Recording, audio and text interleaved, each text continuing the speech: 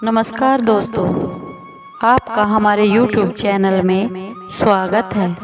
सभी दर्शकों को जय श्री कृष्णा। दोस्तों, कैसे हैं आप? उम्मीद है आप सब अच्छे होंगे। आइए आज का प्रसंग जानते हैं, आज की कहानी जानते हैं। आज की कहानी शनिदेव व्रत कथा है। उससे पहले अगर आप हमारे चैनल पर नए हैं तो प्लीज़ चैनल को सब्सक्राइब जरूर कर लीजिए और बेल आइकॉन को जरूर दबा लीजिए ताकि आप तक हमारे सारे नोटिफिकेशन पहुंच सके। दोस्तों, आपका एक भी सब्सक्राइब हमारे लिए बेहद मायने रखता है। आइए आज की ये ज्ञानवर्धक और प्रेरणादायक कहानी है जो शनिदेव की है। दोस्तों, अगर शनिदेव की साढ़े साथी या फिर ढैया किसी पर चल रहा है तो आप ये शनिदेव की कथा और व्रत जरूर करें ताकि आप साढ़े साथी और ढैया से के दुष्प्रभाव से बचे रहेंगे। दोस्तों, चलिए जानते हैं शनिवार व्रत की कथा और व्रत रखने से क्या लाभ है और जिसे पढ़ना बहुत ही शुभ फलदायी होता है। दोस्तों, एक बार की बात है, सभी नवग्रहों मंगल, चंद्र, बुध, बृहस्पति, सूर्य, शुक्र, शनि, राहु और केतु में झगड़ा हो गया कि इन सब में से कौन बड़ा है। सभी ग्रह आपस में लड़ाई करने लगे और कोई भी निर्णय नहीं हो पाया और वे देवराज इंद्र के पास इसका निर्णय करवाने के लिए पहुंच गए। देवराज इंद्र उन सब की बातें सुनकर बहुत घबरा गए और उन्होंने निर्णय करने में अपनी असमर्थता जता दी और कहने लगे, हे नवग्रहों, आपका न्याय करने में मैं असमर्थ हूँ। और इस समय धरती लोक पर राजा वीर विक्रमादित्य हैं, जो कि बहुत ही न्यायप्रिय राजा हैं।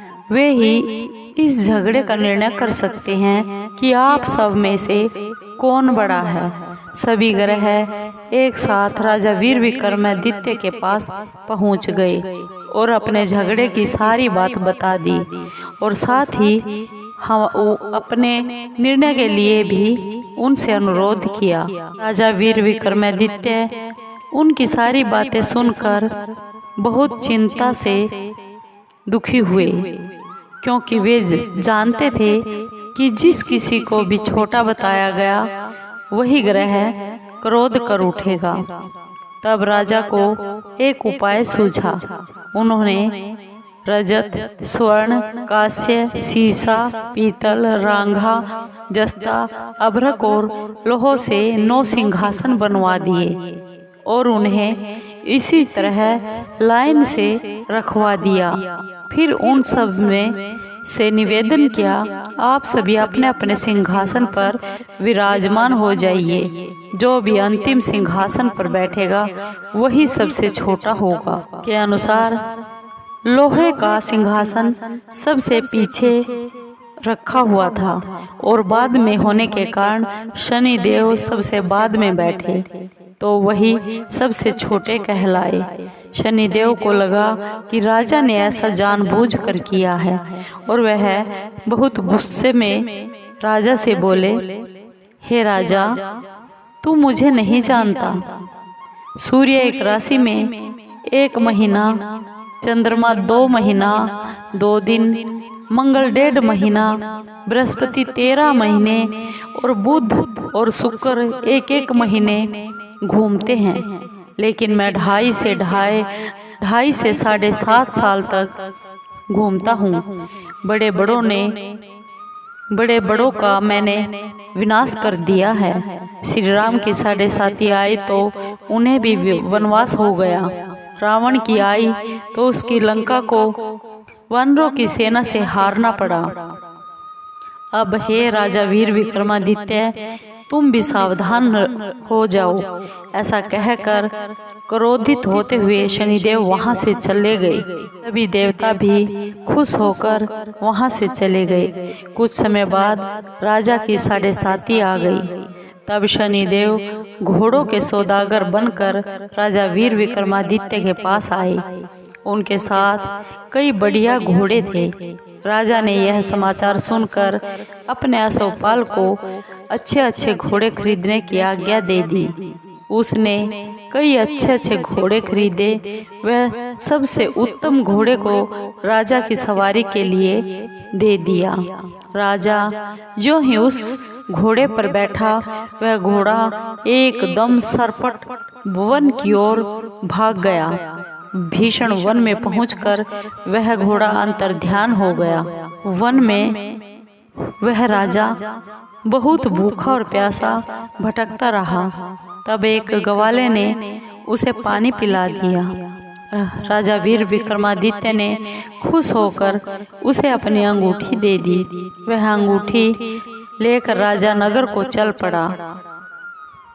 देकर वह अंगूठी राजा उस ग्वाले को देकर नगर को चल पड़ा और वहां अपना नाम उज्जैन निवासी वीका बताया। वहां एक सेठ की दुकान थी। उस सेठ की दुकान में उसने जल पानी पिया और कुछ देर के लिए आराम भी किया। भाग्यवश उसी दिन सेठ की बहुत बिक्री हो गई। सेठ उसे खाना इत्यादि कराकर खुश होकर अपने साथ घर ले आया। वहां उसने देखा कि एक खूंटी पर हार टंगा हुआ है। जिस खूंटी पर हार टंगा हुआ था, वह खूंटी उस हार को निगल रही थी। थोड़ी देर में पूरा हार गायब हो गया। तब सेठ ने आने पर देखा कि हार खूंटी पर नहीं है, गायब है। सेठ ने समझा कि इसी वीका ने इस हार को चुराया है। उसने वीका को कोतवाल के पास पकड़वा दिया। फिर उस नगर के राजा ने वीका को भी चोर समझकर उसके हाथ और पैर कटवा दिए और नगर के बाहर फेंकवा दिया। वहां से एक तेल निकालने वाला वहां से जा रहा था, जिसे उसको वीका को देखकर बहुत दया आ गई और उसने वीका को अपनी गाड़ी पर बैठा लिया और वह अपनी जीभ से उन बैलों को हाँकने लगा। उस समय राजा के शनि दशा खत्म हो गई थी। बरसात की ऋतु आ गई। वर्षा ऋतु आने पर राजा मल्हार गाने लगा, जो कि वीका नाम से बताया था। राजा जिस नगर में था, वहां की राजकुमारी बहुत ही मनभावनी को उसका गाना इतना पसंद आया कि उसने मन में अपने प्रण ले लिया कि वह विवाह करेगी तो उस राग गाने वाले से ही करेगी। राजकुमारी ने दासी को राग गाने वाले को ढूंढने के लिए अपने पहरेदारों को भेजा और कहा कि ये राग गाने वाला कहीं भी हो, उसे ढूंढ कर लाओ। एक दासी ने बताया कि वह अपाहिज है, परंतु राजकुमारी नहीं मानी। अगले ही दिन से वह उठकर राजकुमारी अनशन पर बैठ गई। बोली कि अगर वह शादी करेगी तो सिर्फ उसी से करेगी, नहीं तो अविवाहित ही मर जाएगी। बहुत समझाने पर भी राजकुमारी मानी नहीं, तो राजा ने उस तेली को बुला लिया और विवाह की तैयारी करने को कहा। फिर उसका विवाह उस राजकुमारी से हो गया। फिर एक दिन राजा वीर विक्रमादित्य जो वीका था, वह सो रहा था और उसे स्वप्न में शनि देव ने दर्शन दिए और कहा, राजन, देखा तुमने मुझे सबके सामने छोटा बताकर कितना दुख झेला है। तब राजा ने उनसे माफी मांगी। और उससे प्रार्थना करते हुए बोला कि हे शनिदेव, जैसा दुख तुमने मुझे दिया है कभी किसी और को नहीं देना। शनिदेव मान गए और बोले कि जो मेरी व्रत और कथा कहेगा उसे मेरी दशा में कोई भी दुख नहीं होगा। जो भी आदमी, जो भी व्यक्ति रोज मेरा ध्यान करेगा और चींटियों को आटा डालेगा, उसकी सभी मनोकामनाएं जीवन में पूर्ण होंगी। और शनिदेव ने राजा को हाथ पैर वापस कर दिए। वह हुई तो आँख खुली और आँख खुलने पर राजकुमारी ने क्या देखा तो वह बहुत ही हैरान रह गई। विका ने उसे बताया कि वह उज्जैन का राजा वीर विक्रमादित्य है। सभी लोग बहुत प्रसन्न हो गए और सेठ ने जब यह बात सुनी कि वह राजा के पैरों में गिरकर माफी मांगने लगा। राजा ने कहा कि वह तो शनिदेव का कोप था, इसमें कोई भी किसी का दोष नहीं है। सेठ ने फिर भी आग्रह किया, निवेदन किया कि मुझे शांति तब ही मिलेगी जब आप मेरे घर आकर भोजन प्रसाद ग्रहण करेंगे।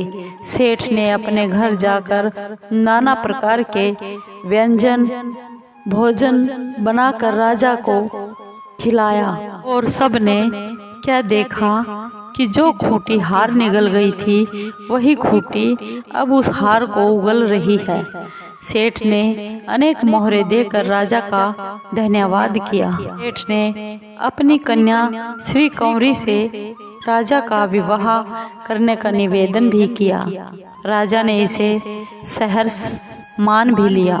कुछ समय के बाद राजा अपनी दोनों पटरानियों मनभावनी और श्री कंवरी को सभी उपहार के समेत लेकर उज्जैन नगरी को चल पड़े। वहां राजा के राज्यवासियों ने सीमा पर राजा का और उसकी रानियों का खूब आदर सत्कार किया। सारे नगर में दीपमाला बनाई गई और दिवाली की तरह बहुत ही खुशियां मनाई गई। राजा ने घोषणा की कि मैंने शनिदेव को सबसे छोटा बताया था, जबकि असल में वह शनिदेव सबसे श्रेष्ठ है। तब से सारे राज्य में शनिदेव की पूजा और कथा हर रोज हर शनिवार होने लगी। राजा, सारी प्रजा और खुशी से आनंद के साथ जीवन बिताने लगे। जो भी कोई शनिदेव की इस कथा को सुनता है या फिर पढ़ता है, उसके सभी दुख दूर हो जाते हैं। व्रत के दिन इस कथा को जरूर पढ़ना चाहिए। से आप साढ़े और शनि के ढैये से मुक्ति पा सकते हैं, उसके दुखों से बाहर निकल सकते हैं। बोलो शनिदेव की जय। दोस्तों, आपको ये शनिदेव की कथा कैसी लगी? अगर आपको कोई कष्ट है या आप किसी परेशानी से दुखी हैं तो आप शनिदेव की कथा जरूर सुनिए और व्रत भी कीजिए, जिससे आपको दुखों से छुटकारा मिल सके। और अगर आपको ये कथा अच्छी